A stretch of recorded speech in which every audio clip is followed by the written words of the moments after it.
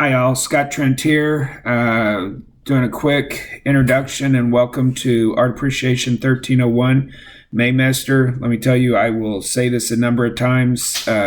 This is intense Maymester, and I assume you guys know what you're getting into. If it's your first time to take a Maymester and online, you got a lot of work ahead of you, so you got to be dedicated to it or you won't make the grade. So that's just a warning. I say that almost so I don't have to be apologetic about the amount of work that you're about ready to go. Throughout the course, I have videos. Let me just say up front, they're videos that I've made in the past couple of years. It's all the same subject matter. I also, any quick check-ins I'm doing it in my kitchen. So family members will be walking through, dogs will be barking, kids will be screaming, but I'm not worried about it. I think it's okay. We're all at home now. We're all sheltered in place with minimum exposure to the outside. So it's just you got to see our lives in as part of it. All right. So quick things. I have 18 tasks that you're going to have for this course. I have them listed out in the syllabus. I also have them listed out in the announcement. So look for the announcement for details on and instructions for the course. In some cases, I might even have links in there. This course is self-paced, but I have deadlines. Normally, I don't have deadlines. I let people finish stuff all the way through the course, but man, this course is so quick. There's no way I could grade all this in the last 2 days of the course, and there's no way you can pass the course trying to do it in the last 2 days of the course. So every day you'll have 2 to 3 assignments that often will be due the next day. So like I said, I guess I'm just trying to warn you, if you're going to take this class, it's going to consume your world for the next 2 weeks. So just be prepared for that. I expect attendance, which I will actually take. That's daily. Once again, this is a Monday through Friday class for 12 days.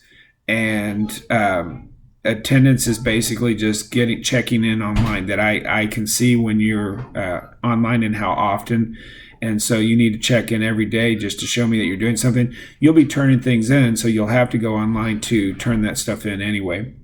The modules, I have the class broken up into the daily modules.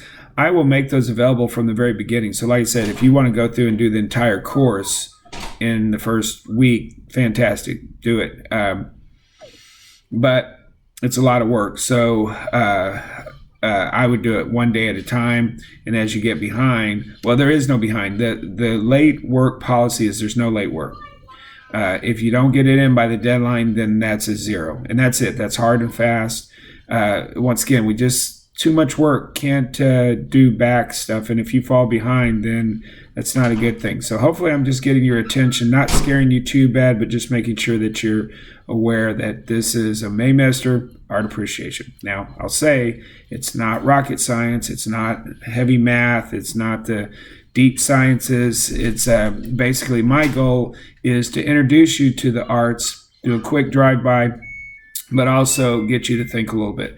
And that's the challenge. And one of the things, and hopefully I'll say it more than once, is that the one way that I can see that you've thought is I have a 150-word requirement.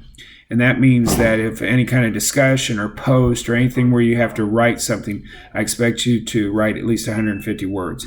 That's just, so for instance, there's a couple discussions where you will respond to a fellow classmate's post.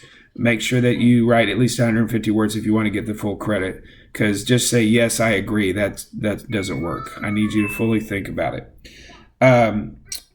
Let's see. So the modules, you got the announcements, the modules, and then the individual assignments that you'll see on Canvas.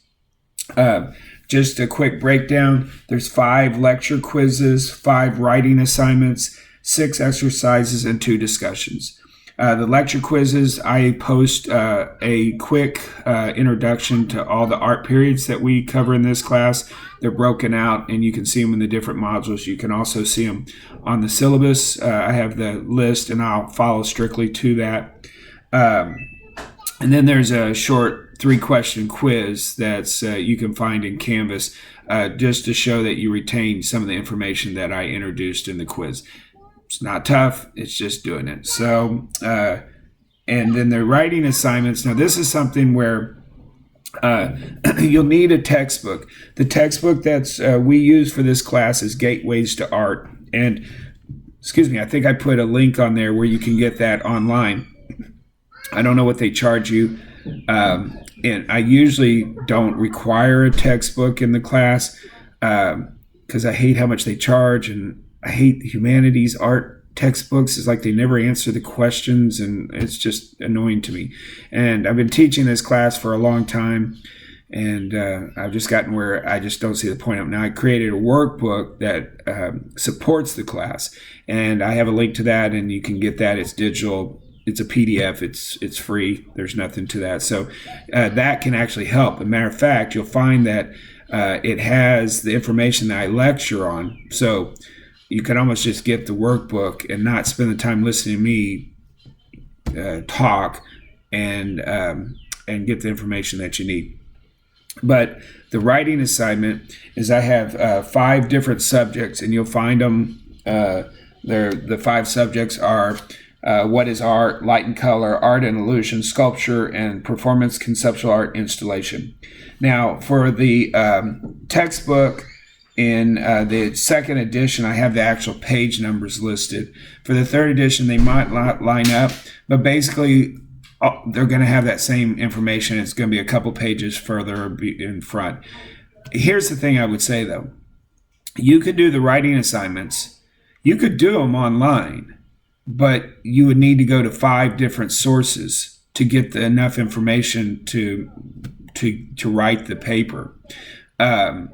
You can get any textbook, any edition, art textbook, and it's going to give you the information you need. It's just not going to follow with the pages that I've given, and you might have to work a little bit harder. It might not actually be distinguished as a chapter. But so any textbook, any edition, art textbook would work, and that you can maybe have one lying around the house. Another student, get one on Amazon for $5. Whatever you need to do, that's fine. But if you're using financial aid and you want to use a textbook, it's listed, and I put the link where you can get it digitally. But okay, to go to the writing just quickly, once again, is my expectations is it's 1 page, it's typed, and I like bullet points because I don't want to read the BS. I want to show me that you know what you're talking about. And in there, I say that it's what I'm looking for is that you summarize the definition, answer what it is. What is light and color, and how does that affect art? And then there's 3 facts, and define the term. I think those are the 3 areas. I have it listed out in there. And once again, bullet point would be best, because then I know you know what you're talking about. You've given me the information I'm asking for. I can see it. Boom. No more than 1 page. That's all I'm looking for. Just read the material, read the chapter, read the pages, and then summarize for me and submit 1 page. And there's deadlines on those. So once again, you're going to be thinking about art appreciation for the next 2.5 weeks.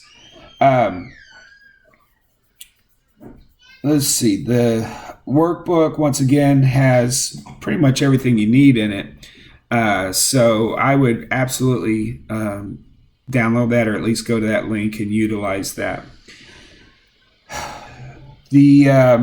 I have another introduction lecture that's posted at the beginning, so please watch that. It kind of gives you the foundation, what we'll be talking about.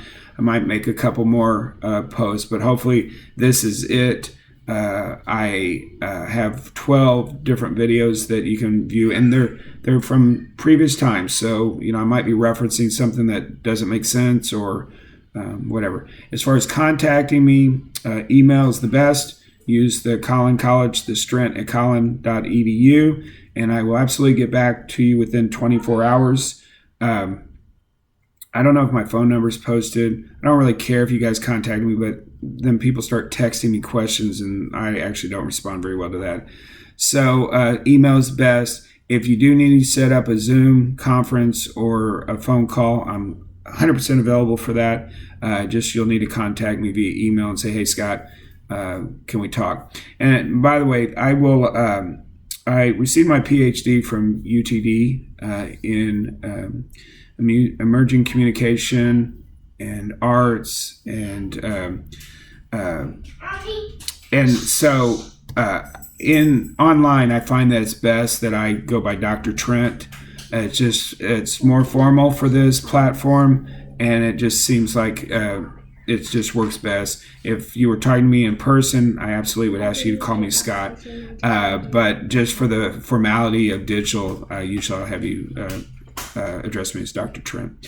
So, any questions, be sure and email me. I'm sure I'll put more stuff out because there's things I'm forgetting.